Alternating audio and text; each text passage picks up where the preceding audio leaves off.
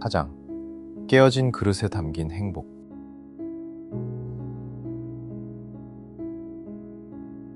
용광로를 지나 광야로.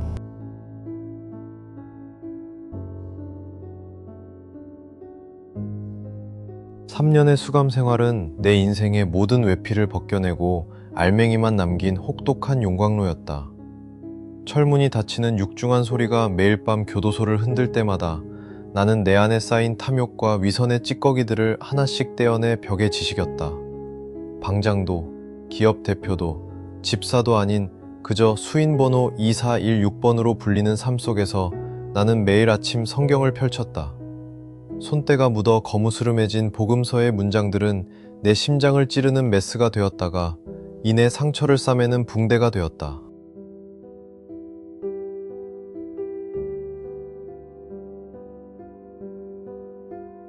나는 읽고 또 읽으며 내 존재 전체를 비워내는 법을 배웠다.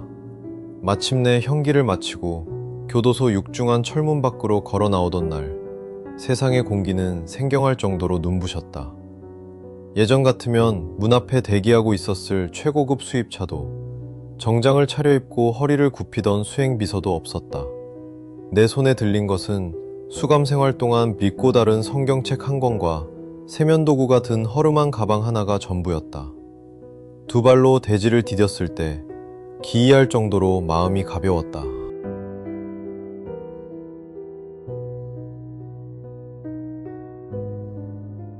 통장 잔고는 전 재산 추징으로 인해 0원이었고 갈 곳조차 마땅치 않은 불황자의 신세였지만 가슴을 짓누르던 수년간의 정체 모를 불안감은 완벽히 사라져 있었다.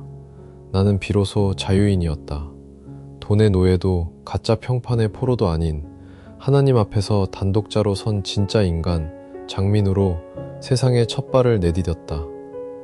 인력시장으로 향한 것은 출소 이튿날 새벽이었다. 서울 외곽의 한 인력사무소, 푸르스름한 새벽 안개 속에서 거친 사내들 틈에 섞여 내 이름을 불리기를 기다렸다.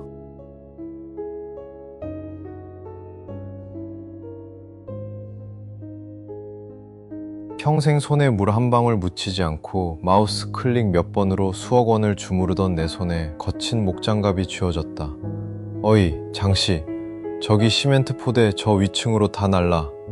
작업 반장의 날카로운 호통 소리와 함께 공사 현장의 자욱한 먼지 속으로 몸을 던졌다. 40kg이 넘는 시멘트 포대를 어깨에 맬 때마다 척추가 끊어질 듯한 통증이 밀려왔다. 거친 모래바람이 눈을 찔렀고 땀물이 눈으로 흘러들어가 칼로 베는 듯 아팠다.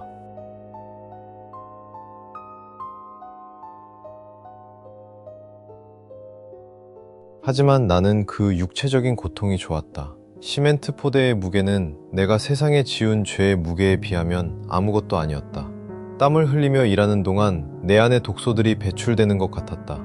하루의 노동이 끝나고 반장이 건네는 낡은 10,000원짜리 지폐 몇 장을 손에 쥐었을 때 나는 눈물을 흘렸다. 내 인생에서 처음으로 타인에게 피해를 주지 않고 오직 내 정직한 땀방울로 일구어낸 진정한 양식이었기 때문이다.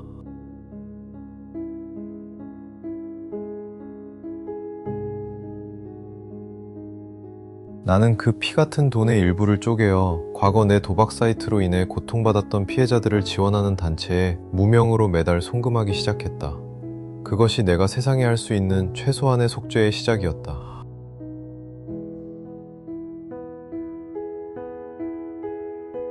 먼발치, 소리 없는 파수꾼.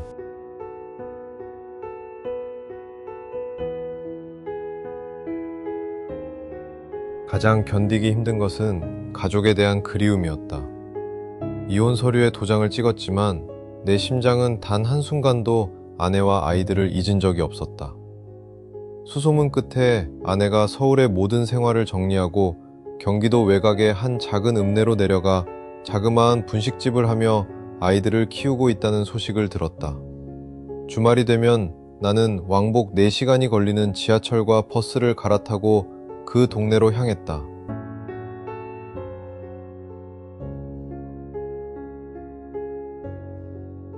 내 손에는 일주일 동안 노가다 현장에서 번 돈 중 방세를 제외하고 모은 작은 돈 봉투가 들려 있었다. 하지만 차마 그 문을 열고 들어갈 용기는 없었다. 나는 그저 멀찍이 떨어진 전봇대 뒤나 낡은 상가 건물의 그늘에 숨어 소리 없는 파수꾼이 되었다. 어느 금요일 오후 드디어 저 멀리서 교복을 입은 큰아들 민찬이와 둘째 민서가 걸어오는 모습이 보였다. 가슴이 터질 것처럼 쿵쾅거렸다.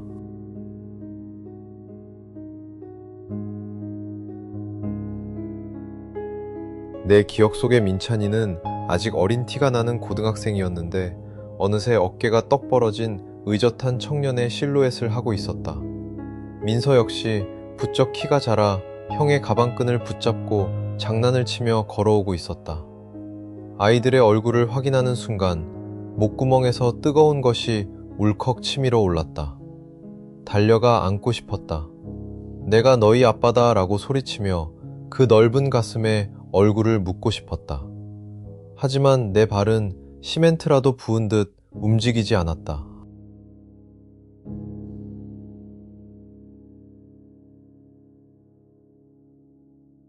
사람들을 살인적인 중독으로 몰아넣고 그 피눈물로 호의호식하게 만들었던 추악한 죄인이 저렇게 바르고 투명하게 자란 아이들의 앞길을 가로막을 수는 없었다.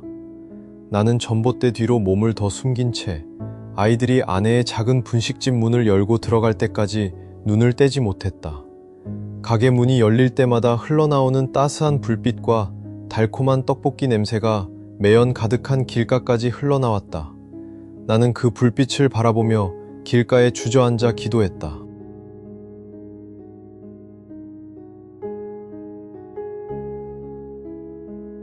하나님, 내 죄는 내가 평생 현장에서 뼈를 깎으며 받겠습니다.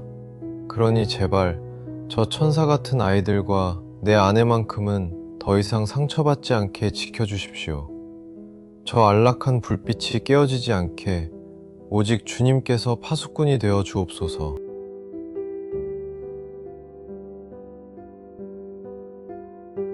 가게 문 앞에 그동안 모은 돈 봉투를 슬그머니 놓고 돌아서는 내 발걸음 위로 쓸쓸한 가로등 불빛이 길게 그림자를 드리웠다. 그것만으로도 족하다고 생각했다. 먼 발치에서나마 그들이 살아있음을 보는 것, 그것이 내게 허락된 최대의 은혜라 믿었다.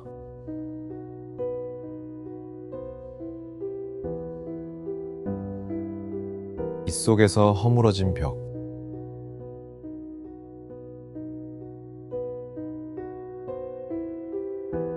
재회는 인간의 계획이 아닌 하늘의 연출로 찾아왔다. 7월의 어느 토요일 오후, 유독 하늘이 낮게 가라앉더니 이내 억수 같은 장대비가 쏟아지기 시작했다.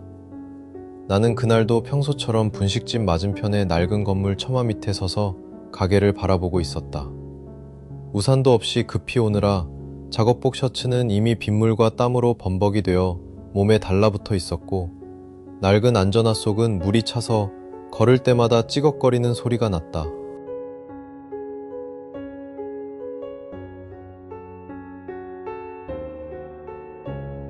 비가 너무 많이 와서 손님이 끊겼는지 아내가 가게 유리문을 열고 밖으로 나와 차양막을 정리하기 시작했다.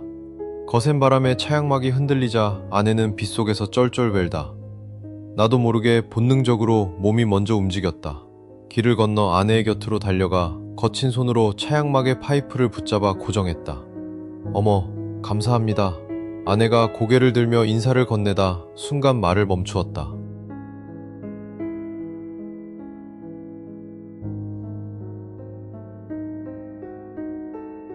아내의 우산 사이로 들이친 빗방울이 아내의 얼굴을 타고 흘렀지만 그것이 빗물인지 눈물인지 분간할 수 없었다.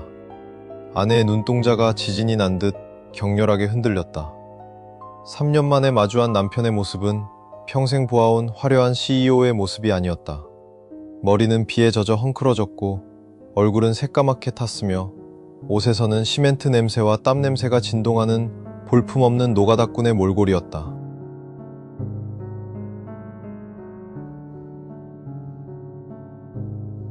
나는 당황하여 파이프에서 손을 떼고 뒷걸음질 쳤다. 미안합니다. 내가 올 곳이 아닌데 정말 미안합니다. 고개를 숙인 채 빗속으로 도망치듯 돌아서려던 그때 가게 문이 열리며 민찬이와 민서가 뛰어내려왔다. 아빠? 민찬이의 목소리가 빗소리를 뚫고 내 고막을 때렸다.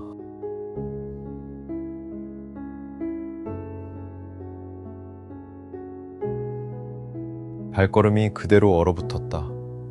민찬이는 우산도 쓰지 않은 채 빗속으로 걸어와 내 앞에 섰다. 그리고 내 거칠고 굳은 살이 박이고 손톱 밑이 시멘트 도구로 까맣게 죽어있는 상처투성이 손을 두 손으로 꼭 감싸쥐었다. 아빠, 손이 왜 이래요? 왜 이렇게 다 망가졌어요? 민찬이의 눈에서 눈물이 터져 나왔다. 뒤따라온 둘째 민서도 내 작업복 자락을 붙잡고 울음을 터뜨렸다.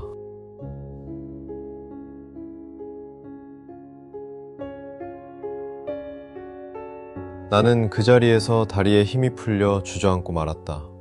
빗물이 얼굴을 사정없이 때리는 가운데 나는 아이들을 품에 안고 통곡했다. 미안하다. 이 못난 아빠가 너무 미안해. 다시는 거짓말 안 할게. 다시는 너희 두고 도망치지 않을게. 아내가 우리 곁으로 다가와 무릎을 꿇었다. 아내는 내 거친 얼굴을 부드러운 손으로 감싸 안았다.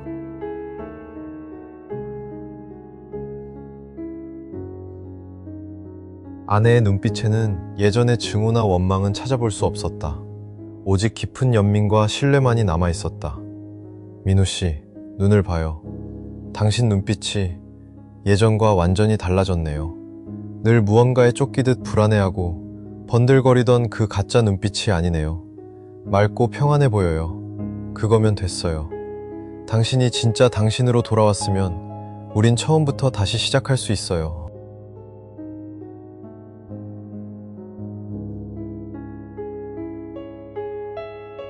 그 거센 장대비 속에서 우리 가족을 가로막고 있던 높은 죄와 불신의 성벽이 완전히 씻겨 내려가고 있었다.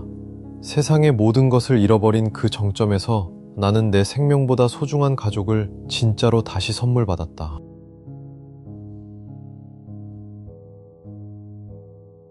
진정한 평안이 흐르는 식탁.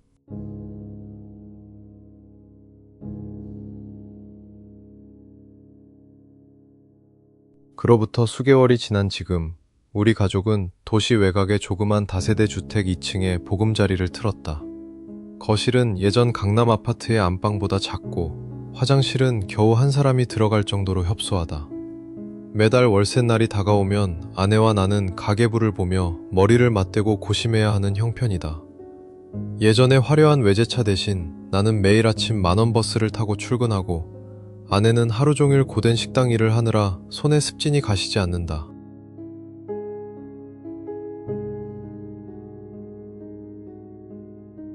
그러나 기이하게도 우리 집에는 예전의 대저택에서는 단 한순간도 느껴보지 못했던 진정한 평안이 흐른다.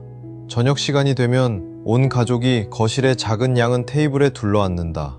메뉴는 보글보글 끓는 소박한 된장찌개와 구운 김, 그리고 김치가 전부다. 하지만 이 작은 식탁 위에는 가식 없는 웃음이 있고 서로의 하루를 걱정하는 진심 어린 대화가 있다.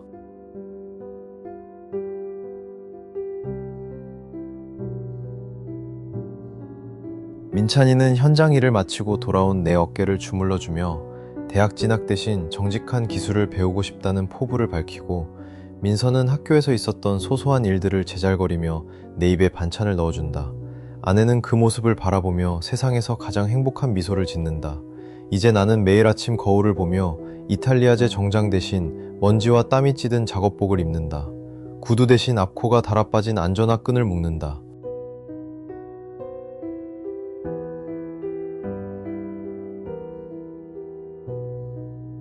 세상의 기준에서 보면 나는 모든 것을 잃고 바닥으로 추락한 실패자일 뿐이다. 그러나 내 영혼은 그 어느 때보다 깊고 푸른 하늘을 날아다니듯 자유롭다. 내가 원하는 선은 행하지 못하고 탐욕의 악만 반복하던 그 비겁한 이중인격자는 서울구치소의 차디찬 독방에서 이미 완전히 죽었다. 하나님은 내 삶의 더러운 가짜 성벽을 완전히 무너뜨리심으로써 나를 살리셨다.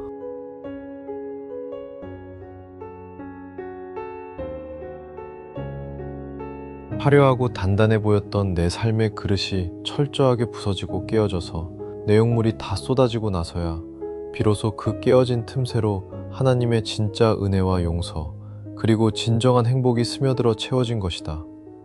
낡은 창문 너머로 은은한 달빛이 우리 가족의 작은 식탁을 비추는 이 밤, 나는 내 영혼의 가장 깊은 곳에서 울려 퍼지는 진짜 감사의 기도를 올린다.